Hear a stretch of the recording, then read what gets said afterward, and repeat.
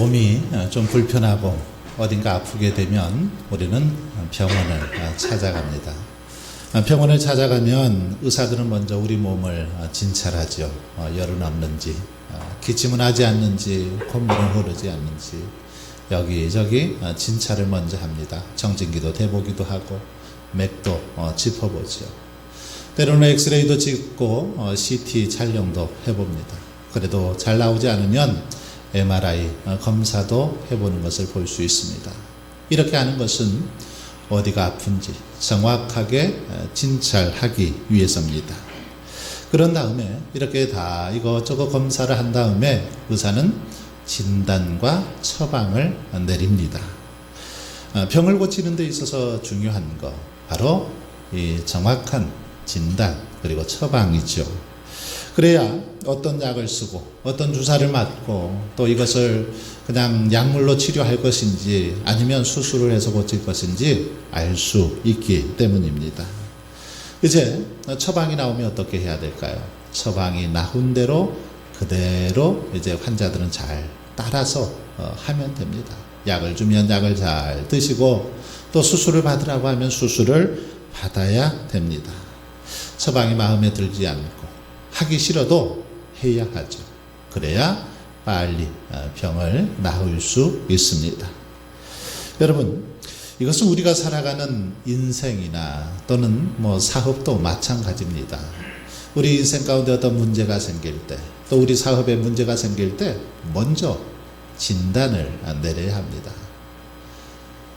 진단을 내려야죠.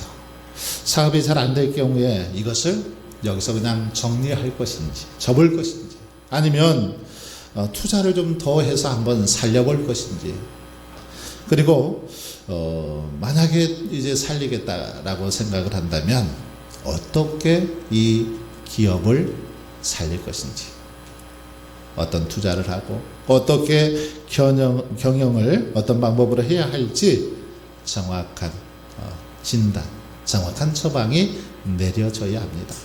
그래야 기업을 살릴 수 있고 그 기업이 발전하고 성장할 수 있는 것입니다. 오늘 본문은 이스라엘 백성들이 아이성 정복을 하기 위해서 이렇게 자신만만하게 올라갔다가 그만 아주 큰 참패를 당하고 마는 그런 모습을 기록하고 있습니다. 참패한 그들에게 하나님께서는 오늘 본문을 통해서 그들이 참패할 수밖에 없는 실패할 수밖에 없는 원인이 무엇인지를 가르쳐 주고 있습니다. 그리고 그들이 이제 승리하기 위해서는 어떻게 해야 되는지 처방을 내려주고 있는 말씀, 오늘 본문의 내용입니다. 여러분, 우리가 아는 것처럼 이스라엘 백성들은 난공불락의 여리고성을 정복했습니다. 이 여리고성을 정복한 후에 이스라엘 백성들은 어떻습니까? 아주 자신감이 충만했습니다. 사기가 충천했죠. 자신들의 힘으로 자신들의 능력으로 여리고성을 정복한 줄 알고 아마 기고만장했습니다. 그런데 여리고성에 비하면 정말 작은 성, 이름도 아이인데 이 아이성 정복에서 대패를 하고 맙니다. 식은 죽 먹기라고 여겼던 아이성 정복에서 무려 36명이 죽습니다. 그리고 그들 앞에서 혼비백산 도망을 치고 백성들의 마음은 녹아서 물같이 되게 되었습니다. 여러분, 그렇게 강한 난공불락의 여리고성도 정복했던 그들이 어째서 이 아이성, 아주 작은 성에 불과했던 이 아이성을 쉽게 공략하지 못하고 실패하게 되었을까요? 어쩌다가 이렇게 되었습니까? 그들이 실패한 이유 무엇 때문일까요? 이 시간에는 그들이 왜 실패했는지 그리고 우리가 그 실패를 극복하고 일어서기 위해서는 어떻게 해야 되는지를 살펴보면서 함께 은혜를 나누고자 합니다. 오늘 본문에서 이스라엘 백성들이 아이성 정복에 실패할 수밖에 없었던 이유에 대해서 분명하게 우리에게 말씀하고 있습니다. 그 이유가 무엇입니까? 첫 번째로 그것은 그들의 죄 때문이다라는 사실을 성경은 말씀하고 있습니다. 이스라엘 백성들의 죄 때문에 아이성 정복에 실패했다라는 것입니다. 1절을 보십시오. 이스라엘 자손들이 온전히 바친 물건으로 말미암아 범죄하였으니 이는 유다 지파 세라의 증손 삽디의 손자 갈미의 아들 아간이 온전히 바친 물건을 가졌습니다. 여호와께서 이스라엘 자손들에게 진노하시니라. 여기 보시면 이스라엘 그 자손들이 온전히 바친 물건으로 말미암아 범죄했기 때문이다 라고 기록을 하고 있습니다. 11절도 한번 보시면 이스라엘이 범죄하여 내가 그들에게 명령한 나의 언약을 어겼으며 또한 그들이 온전히 바친 물건을 가져가고 도둑질하며 속이고 그것을 그들의 물건들 가운데 두었느니라. 이들이 전쟁에서 패배하게 된 이유, 실패한 이유 무엇이라고 말씀합니까? 죄 때문이다. 범죄했기 때문이다 라고 말씀하고 있습니다. 그러면 여러분 무슨 죄를 이스라엘 백성들이 지었습니까? 하나님은 여리고성 정복 후에 그 어떤 전리품도 취하지 말고 온전히 하나님께 다 바칠 것을 명하셨습니다. 그런데 이 명령을 아간이 어겼죠. 이 아간이 물질에 이렇게 눈이 멀어서 몰래 이 탈취물들 중에서 몰래 시날산에 외투 한 벌, 그리고 은 200세겔, 금 50세겔 덩어리를 몰래 자신의 장막 밑에 감추어 두었습니다. 바로 이 아간의 범죄로 말미암아서 이스라엘 백성들이 패배의 아픔을 겪었던 것입니다. 아간 한 사람의 범죄 때문에 이스라엘 백성들 36명이 죽고 많은 고통을 당하게 된 것을 볼 수 있습니다. 여러분, 한 사람의 범죄는 한 사람으로만 끝나지 않습니다.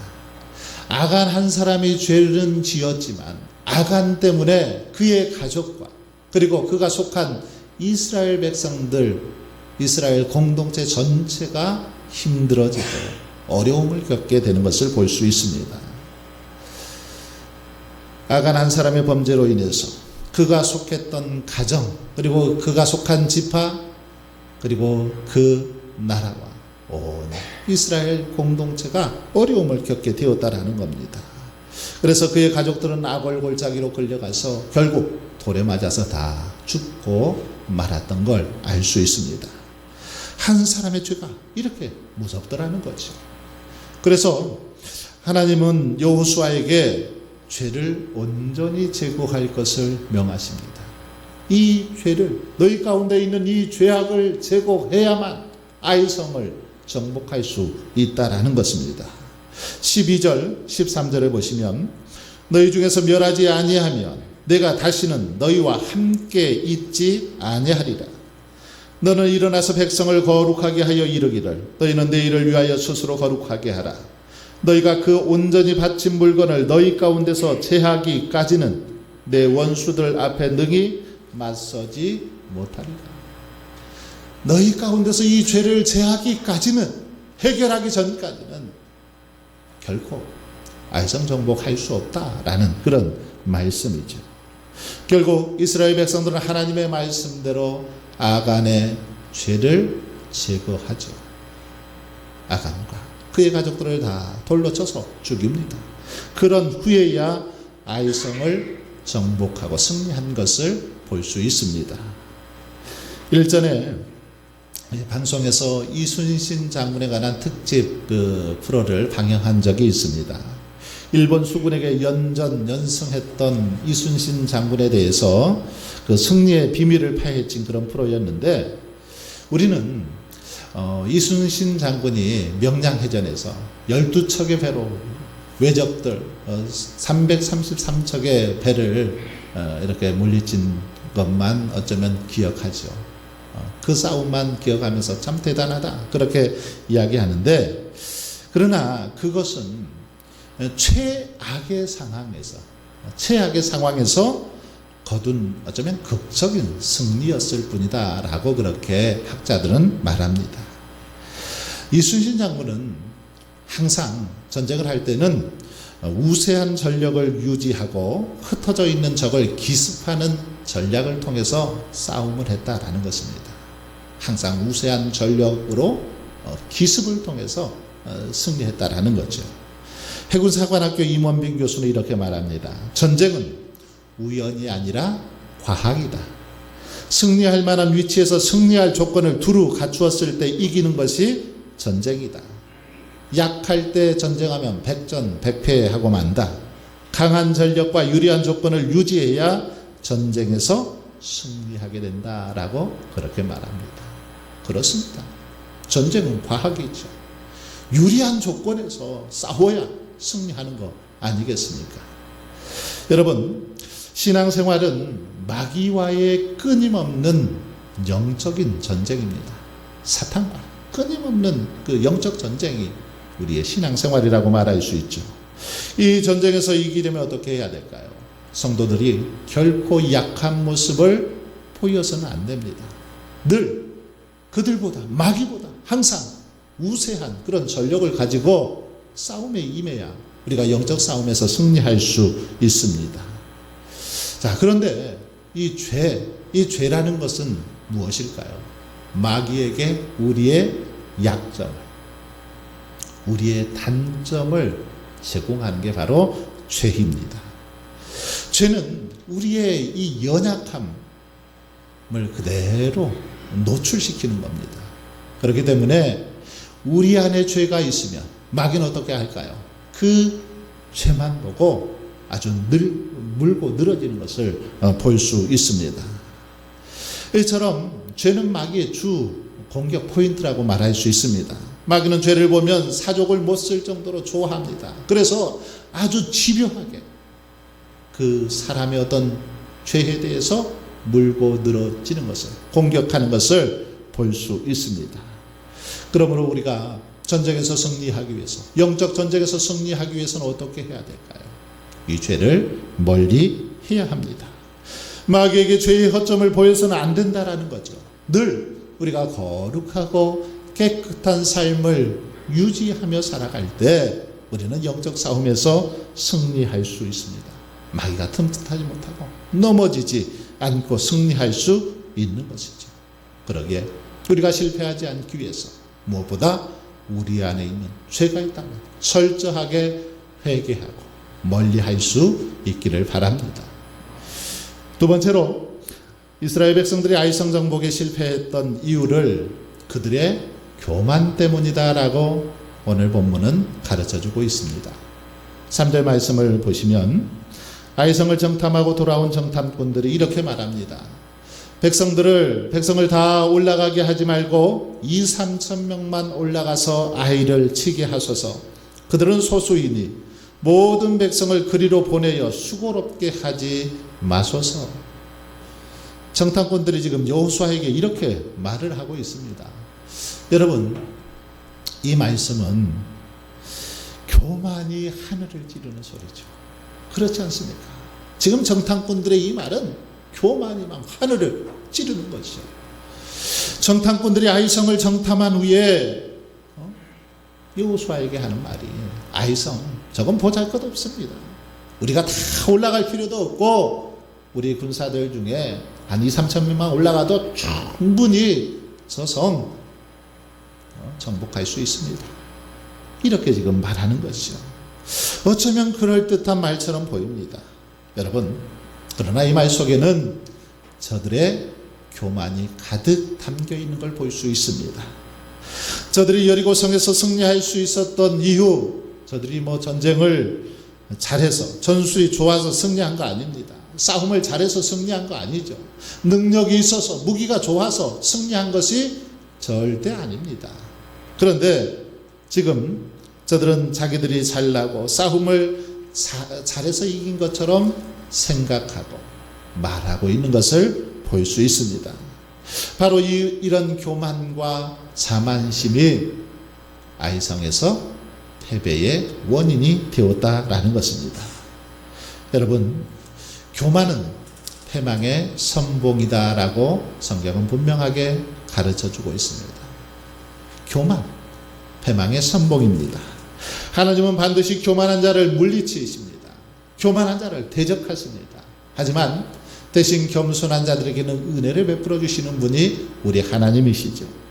그래서 베드로는 베드로전서 5장 5절에서 젊은 자들아 이와 같이 장로들에게 순종하고 다 서로 겸손으로 허리를 동이라. 하나님은 교만한 자를 대적하시되 겸손한 자들에게는 은혜를 주시느니라. 교만한 자들은 대적하시지만 겸손한 자들에게는 은혜를 주신다라고 말씀하십니다. 여러분, 그러면 여기서 교만이란 무엇일까요? 교만한 자들을 하나님께서 대적하신데 교만 한마디로 무엇일까요? 그것은 하나님을 의지하지 않는 것입니다. 하나님을 믿지 못하는 것, 이것이 교만이죠. 하나님 없이도 얼마든지 살 수 있다고 생각하는 것, 이것이 교만입니다.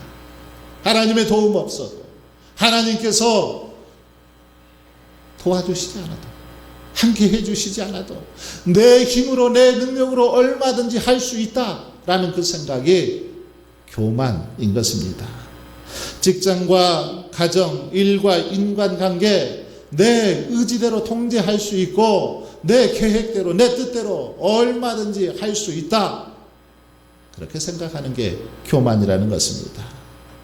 그런데 애석하게도 이 땅에 많은 사람들이 이렇게 살아가고 있는 걸 볼 수 있습니다. 원래 피조물인 우리 인간들은 하나님을 의지하지 않고서는 살 수 없는 존재로 만들어졌습니다. 태생이 그러한 거죠. 하나님의 도움 없이는 잠시 잠깐도 살 수 없는 존재로 그렇게 지음 받았다라는 겁니다. 그러나 많은 사람들이 이 사실을 깨닫지 못하고 하나님 없이 살 수 없다고 말하는 것입니다.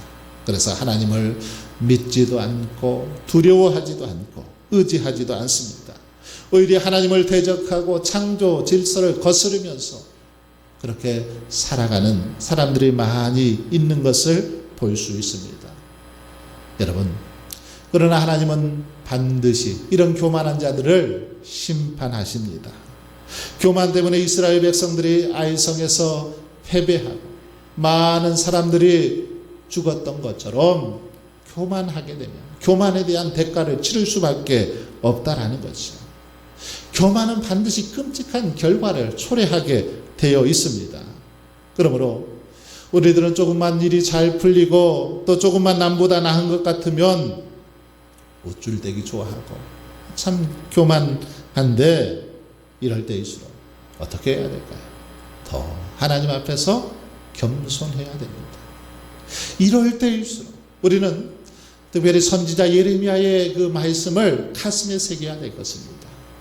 예레미야 선지자는 9장 23절에서 그렇게 말씀합니다. 여호와께서 이와 같이 말씀하시되 지혜로운 자는 그의 지혜를 자랑하지 말라. 용사는 그의 용맹을 자랑하지 말라. 부자는 그의 부함을 자랑하지 말라. 우리에게 지혜롭다고 생각하는 사람들, 지혜 자랑하지 말라. 부함, 용맹 자랑할 게 못 된다라는 것입니다. 그러므로 저와 여러분은 이 말씀을 가슴에 새기고 교만한 마음 다 내려놓고 더욱 겸손할 수 있기를 바랍니다. 그래서 겸손한 자들에게 베풀어 주시는 풍성한 은혜, 우리의 삶 속에 가득 차고 넘쳐날 수 있기를 바랍니다. 마지막으로 그들이 실패했던 이유는 구하지 않았기 때문이다, 하나님께 묻지 않았기 때문이다 라고 말씀하고 있습니다. 아이성 전투의 패배는 아간이 지은 죄가 결정적인 요인이었습니다. 그러나 엄밀하게 따지면 지도자였던 여호수아의 실수도 있었습니다. 바로 하나님의 뜻을 구하지 않은 거죠. 여호수아는 여리고성을 정복할 때는 하나님께 물었습니다. 그리고 하나님의 허락 아래, 하나님의 지시 아래 움직였습니다. 그럴 때에 승리할 수 있었죠. 그런데 아이성 전투에서는 긴장이 풀려서 그랬을까요? 여호수아는 하나님께 묻지를 않습니다. 여리고성, 난공불락의 여리고성 정복을 앞두고는 도저히 불가능하다고 생각했기 때문에 하나님 앞에 엎드려서 기도하고 하나님의 지혜를 구하고 능력을 구했는데 아이성 앞에서는 자기의 힘으로도 충분히 할 수 있다고 생각했는지 몰라도 전혀 구하지를 않습니다. 여호수아가 하나님의 뜻을 구했다는 기록 성경에 없습니다. 기도했다는 말씀도 없습니다. 여러분, 사람들은 무언가 이렇게 큰 것에 대해서 성취하거나 또 응답이 되어지면 그때부터는 잘 이렇게 기도하지 않더라는 거죠.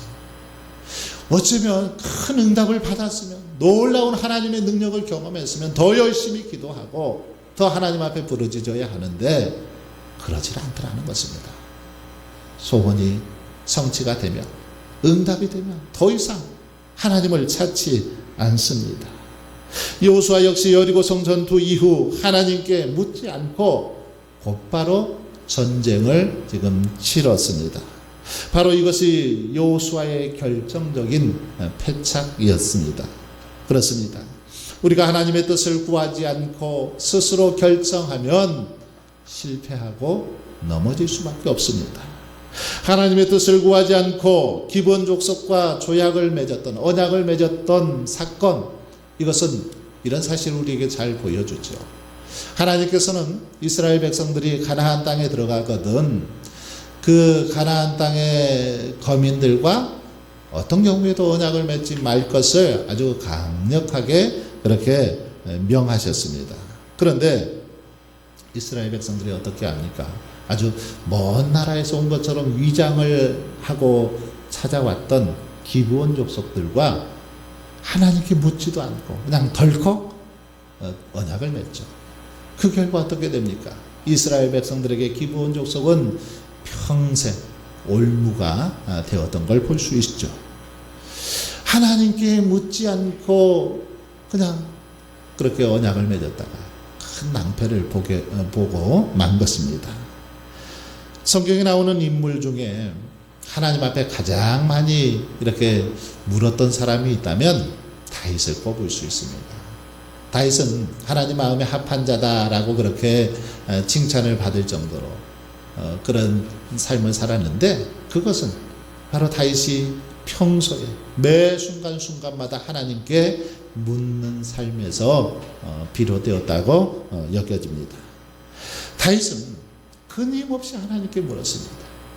한번 잘 보십시오. 다윗은 하나님 앞에 계속해서 어떤 일이 있을 때마다 큰 일이든지 작은 일이든지 하나님의 뜻을 구하고 하나님께 묻고 또 묻는 것을 볼 수 있습니다. 블레셋이 쳐들어왔을 때 그렇게 말하죠. 하나님, 블레셋 사람에게로 올라가리이까? 여호와께서 그들을 내 손에 넘기시겠나이까? 묻습니다. 하나님, 싸우면 나가야 될까요? 저들을 우리 손에 붙여 주시겠습니까? 물었다라는 것입니다. 묻고는 하나님께서 그래 올라가라 말씀하셨을 때 다윗은 올라갑니다. 그럴 때 다윗은 전쟁에서 늘 승리할 수 있었던 걸 볼 수 있습니다. 하지만 다윗과는 달리 한번 사울의 모습을 보십시오. 사울왕은 하나님께 묻지를 않습니다. 하나님께 묻는 대신 누구에게 묻습니까? 무당을 찾아가서 무당에게 묻고 있습니다. 무당에게 찾아가서 점쟁이에게 찾아가서 묻고 있더라는 것이요. 그 결과 하나님께 버림을 받았던 걸 볼 수 있습니다. 여러분, 하나님의 사람들, 특별히 우리 그리스도인들은 늘 하나님께 물으며 살아가야 됩니다. 매 순간순간마다 하나님, 이것을 어떻게 하면 좋겠습니까? 이 문제를 어떻게 해야 됩니까? 하나님께 지혜를 구해야 된다는 것입니다. 그럴 때 하나님께서 가장 좋은 길로 인도해 주시는 것입니다. 이스라엘이 아이성 전투에서 패배한 이유, 하나님의 뜻을 구하지 않았기 때문입니다. 그렇습니다. 신앙생활을 아무리 오래 했더라도 하나님의 뜻을 구하지 않으면 실패하고 넘어질 수밖에 없습니다. 그러므로 여러분, 저와 여러분이 실패하지 않고 날마다 승리하기 위해서 무엇보다 하나님 앞에 더 묻고 또 물을 수 있기를 바랍니다. 하나님께 구하고 또 구해야 된다는 것입니다. 아이성 전투 패배 이후에 여호수아의 한번 모습을 보십시오. 6절을 보시면 여호수아가 옷을 찢고 이스라엘 장로들과 함께 여호와의 궤 앞에서 땅에 엎드려 머리에 티끌을 뒤집어 쓰고 저물도록 있다가, 여호수아는 이 아이성 전투에서 패배한 이후에 자신이 무엇 때문에 실패했는지를 알았습니다. 바로 하나님께 묻지 않은 것 때문에 패배했다라는 사실을 깨달은 거지. 그래서 지금 하나님 앞에서 이스라엘 장로들과 함께 날이 저물도록 엎드려서 하나님께 묻고 있는 것을 볼 수 있습니다. 날이 저물도록 하나님 앞에 엎드려서 어떻게 해야 아이성을 정복할 수 있겠습니까? 라고 지금 묻고 있습니다. 자, 7절, 8절, 9절 말씀을 한번 보십시오. 계속해서 여호수아가 하나님께 묻고 있습니다. 뭐라고 묻습니까? 우리들을 아모리 사람의 손에 넘겨 멸망시키려 하셨나이까? 이렇게 묻습니다. 또 8절에 보시면 내가 무슨 말을 하오리까? 9절, 주의 크신 이름을 위하여 어떻게 하시려 하나이까? 묻지 않음이 실패의 원인임을 깨닫거나 이제 하나님 앞에 계속해서 지금 묻고 있습니다. 이렇게 하나님 앞에 엎드려서 계속해서 물었을 때에 하나님께서 여호수아에게 대답을 해주시죠. 10절에 보십시오. 일어나라. 어찌하여 이렇게 엎드렸느냐. 그리고 나서 하나님은 여호수아에게 실패의 원인이 무엇인지를 가르쳐 주십니다. 그리고 이제 아이성을 정복하기 위해서는 어떻게 해야 되는지 그 방안에 대해서 가르쳐 주셨습니다. 그래서 하나님의 방법대로 했을 때 아이성을 정복했던 걸 알 수 있습니다. 이처럼 여러분, 우리들이 하나님 앞에 물을 때에 하나님은 우리의 나아갈 길을 가르쳐 주시는 분인 줄 믿습니다. 하나님 앞에 묻고 물을 때에 가장 정확한 방법을 가르쳐 주시더라는 것입니다. 정확한 처방을 내려주시더라는 것입니다. 사랑하는 성도 여러분, 우리가 인생을 살아가다 보면 누구라도 실패할 수 있습니다. 넘어질 수 있습니다. 실패 없는 인생 아무도 없죠. 다 한 번쯤은 실패하고 넘어질 수 있습니다. 중요한 것은 무엇일까요? 실패한 이후의 행동입니다. 실패한 이후에 어떻게 해야 될까요? 낙심하지 말고 자신의 죄와 허물을 하나님 앞에서 회개하고 그 어느 때보다 겸손하게 무릎을 꿇고 하나님께 묻는 것입니다. 바로 이 사실을 오늘 본문을 통해서 가르쳐 주고 있습니다. 겸손히 하나님 앞에 무릎을 꿇고 하나님의 지혜를 구하고 능력을 구할 때 우리 하나님께서 해결 방안을 가르쳐 주시는 것입니다. 그럴 때 하나님께서 우리에게 나아갈 방법을 가르쳐 주십니다. 문제에 대한 처방을 내려주시더라는 것입니다. 사랑하는 여러분, 그러므로 저와 여러분은 실패의 자리에서 더 이상 낙심하지 말고 우리의 죄를 점검하고 겸손하게 하나님 앞에 엎드려 물을 수 있기를 바랍니다.